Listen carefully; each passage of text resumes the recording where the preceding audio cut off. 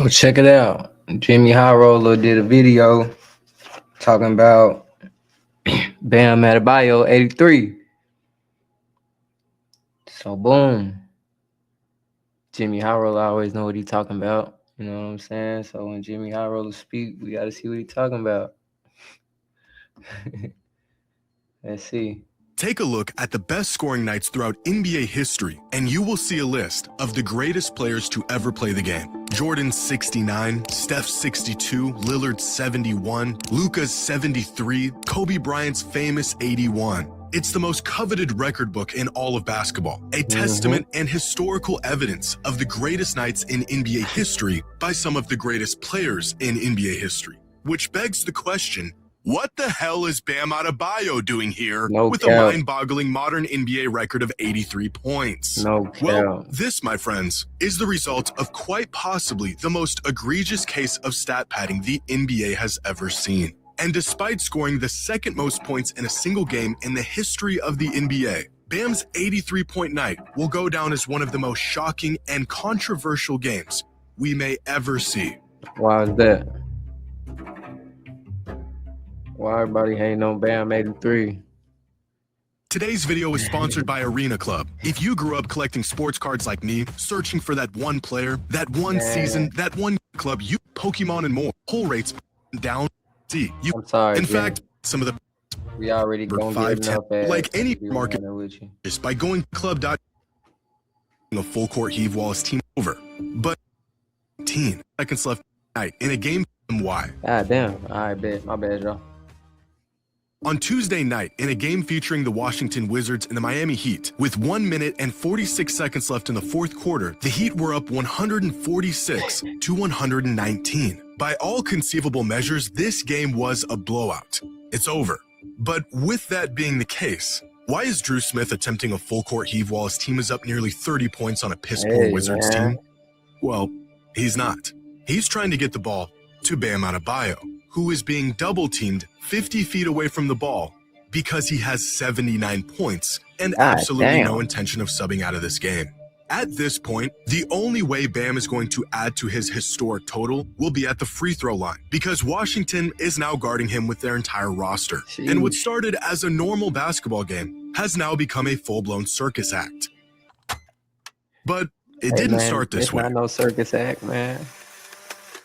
In just the first quarter of this game, Bam Adebayo had 31 points, the second most points scored in the first quarter of a game in NBA history. By halftime, Bam had 43, already a career high, and the second most points scored in the first half of a game in NBA history. Going into the third, the Wizards still had no answer for Bam. His points still flooding in, both naturally in the flow of the game and ethically. By the end of the third, Bam had 62 points, which, you guessed it, is the second most points through 3 quarters in NBA history. Before the start of the fourth quarter, Bam's performance was already being celebrated by his teammates and fans. He had broken LeBron's franchise scoring record of 61. He set a new career high, and the Heat were blowing the Wizards out by 20.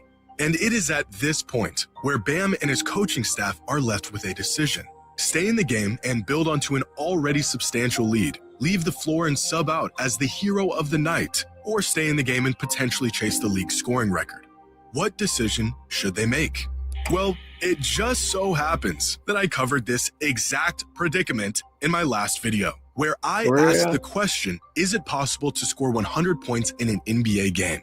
The final verdict, yes, it is possible. The only problem? The circumstances required to have such a game are so unlikely that we will probably never see 100 points ever again.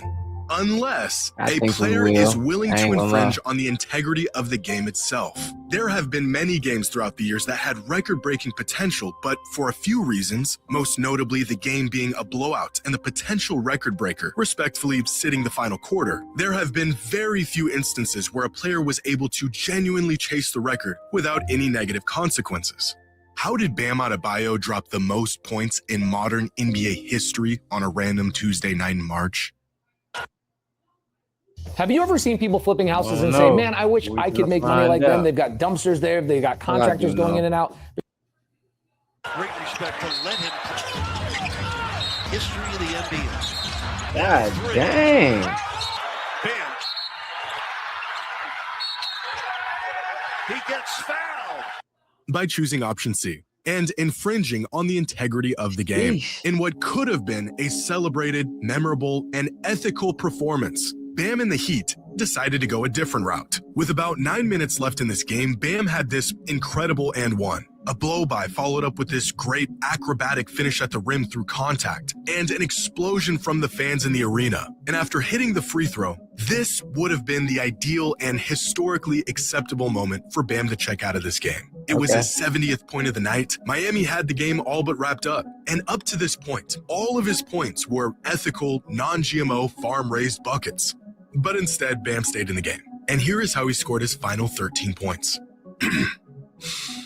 Free throw, free throw, free throw, free throw, miss three, layup, free throw, miss three, turnover, miss three, free throw, free throw, free throw, free throw, intentional miss free throw, attempting to manufacture more points, free throw, free throw. Bye-bye Kobe, hello Bam. In what is now being called the most unethical game of basketball the league has ever seen, the Miami Heat spent the final 7 minutes of this game executing every conceivable tactic to manufacture more points for Bam Adebayo, chucking up unnecessary threes, intentionally fouling the Wizards to get possession, even going as far as intentionally missing a free throw to try to get the ball back to Bam. And as a result, they are quickly discovering why Kobe's modern scoring record stood for so long and why no one can seem to match it, despite a number of players getting close. Because, wait, I actually already said this a week ago. Let me find the clip real quick. 100 points in a single game is possible, but the circumstances required to have such a game, to justify one player taking that many shots and doing so without infringing on the integrity of the game, is so narrow that we may never see it happen again. Ah, that's right. The fallout for unapologetically chasing out. Yeah. Well, this is truly a definitive and timeless paradox of big performances. Historic nights like this have become less about can a player pull it off and more about do the circumstances require a player to pull it off, in which case the circumstances virtually never do. This performance from Bam is not only proof of that, but it is evidence of what we all have known to be the truth. There are many players around the league right now who could go for 80, 90, maybe even 100 points on the right night. If they set their mind to it, if them and their team game plan for it, if it is their sole focus for 48 minutes, if the Washington Wizards are on their schedule. But even attempting something like this would require a player to break the unwritten rules of basketball. And that clearly isn't worth the backlash of possibly pulling it off. It isn't worth it. So what were the fruits of Bam's labor? The second most points in a single game in NBA history, the most free throw attempts in a single game in NBA history, by far the most free throws made in a game in NBA history, and the fifth most three-pointers attempted in a game. Oh, and he also broke the record for the most criticism received by a single player in one game. Now, if we ignore all context and what it took to get there, according to the game score metric, which takes all the good things a player does in the box score minus all the bad things and spits out a number that attempts to reflect the impact a player had on a game, Bam had statistically the sixth best game in NBA history, which is unfortunate that it will not be remembered as such. In my last video, I used this chart to display the greatest scoring nights in NBA history and the pace these players were on to reach their final totals. For example, here's Luka's 73, here's Booker's 70, Lillard's 71, here's Kobe's 81, and here is Bam's 83. Through 3 quarters, he was tied for the second most points all time going into the fourth. In fact, that and one bucket in the fourth quarter that I mentioned earlier is right here. All of his buckets leading up to this point were non-forced ethical buckets within the flow of the game. Bam Adebayo was playing out of his mind, better than anyone ever has in modern NBA history, even before all of these shameless scoring tactics were deployed. The stat padding that spurred all of this outrage took place here in the final 9 minutes of the game. All of this is now invalid because of this. A week ago, I said the methods the Warriors used to get Wilt to 100 were outrageous and would never be used in the modern NBA. 7 days later, we're watching a center get triple-teamed 94 feet out while up 25 with no admissible reason for him still being on the court. I now stand corrected. But I don't think these final minute tactics are worth discrediting this entire performance. 83 points is 83 points. Regardless of how you go about getting them, you still have to go out and get them. The irony of this whole thing is that I've seen a lot of comments about how this game was proof for some fans that Wilt Chamberlain actually did score 100 back in 1962, despite there being no video evidence. If Bam can get to 83, Wilt Chamberlain could and definitely did get to 100. Which there's already a laundry list of proof from that game. I don't know why this would be the determining factor. But if Bam's game is being ridiculed and dismissed, even if the criticism is justified, then so should the mythical 100-point scoring record. Because the way that Bam got his points is the exact method Wilt used to get his. Like, literally, bar for bar. During the final minutes of Heat Wizards, Keyshawn Johnson intentionally missed a free throw in hopes that the Heat would get the rebound to get it back to Bam. This is exactly what the Warriors did for Wilt. The Heat also intentionally fouled while holding an insurmountable lead to get the ball back faster. Yeah, I think Wilt actually did drop 100. I thought he dropped 100 before this. Bam. The Warriors did the same exact thing to get Wilt to 100. If Bam's 83 points is invalid because of these tactics, then for that same reason, so is Wilt's 100. Not only did the two biggest scoring nights in NBA history deploy the most gimmicky, shameless tactics to pull it off, this is quite possibly the only way to pull it off. The only difference between Bam's 83 and Wilt's 100 is video cameras and an angry mob of critics online.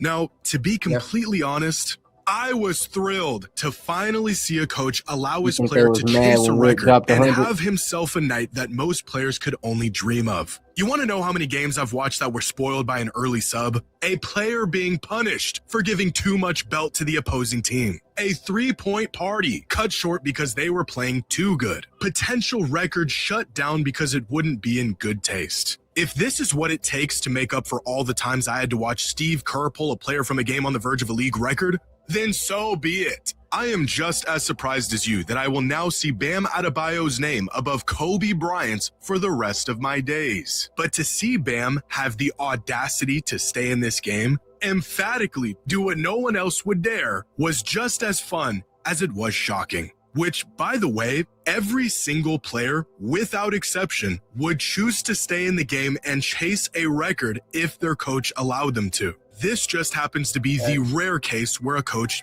did allow it. How can we blame Bam for doing something every player would do if given the chance? I don't know, maybe instead of putting all the blame on the man who just scored 83 points in an NBA game, we should aim that frustration at the team that allowed it to happen. Throughout this game, Bam attempted 43 shots, which is a lot. But you want to know who shot more shots in a single game? Kobe. And Westbrook, and DeJounte Murray, and Kobe, and Cade Cunningham, and Kobe, Chris Webber, Kobe, Brunson, Jordan, and Kobe. What about all those free throws Bam attempted? Those are the symptom of a team desperate to slow a player down, but can't stop him without fouling. It has been decades since the last time a player chased points to this extent, let alone had a coaching staff that allowed him to do it. But as I previously mentioned, this feels like conclusive proof that the only thing keeping that 100-point record intact is sheer respect for the unwritten rules and the opposing team and the game itself. If Bam can go for 83, I can only imagine what players like Luka, Shea, Giannis, Ant, Wemby could go for if given the opportunity. But now that we're stuck looking at this for the foreseeable future, what are your thoughts on this game? Do you feel like Bam's 83 was legitimate, or did the I think his 83 was legitimate, but at the same time, it don't compare to Kobe's 81 because Kobe 81 was more efficient. Like Kobe could have got 85 probably if he wanted to, you know. But that's that. I think Bam Adebayo's 83 should be respected. That's all I gotta say. I think it should be respected. I don't think people need to be crying about it. It is what it is. Just respect greatness. A lot of people just don't like to respect greatness. Just respect greatness. I mean, you know, you ain't gotta like it. Just respect it. It is what it is. Do I like it? Nah. But the Wizards are trash. You know what I'm saying? The Wizards trash. The Wizards need to get their act together, bro. Because I like Trey Johnson. No Diddy. But, so I want y'all to be decent next year. Tactics used at the end of this game damage the legacy of this performance and how we'll remember it. I gotta know. So let me know your thoughts in the comments below. And as always, until next time. You know what I'm saying?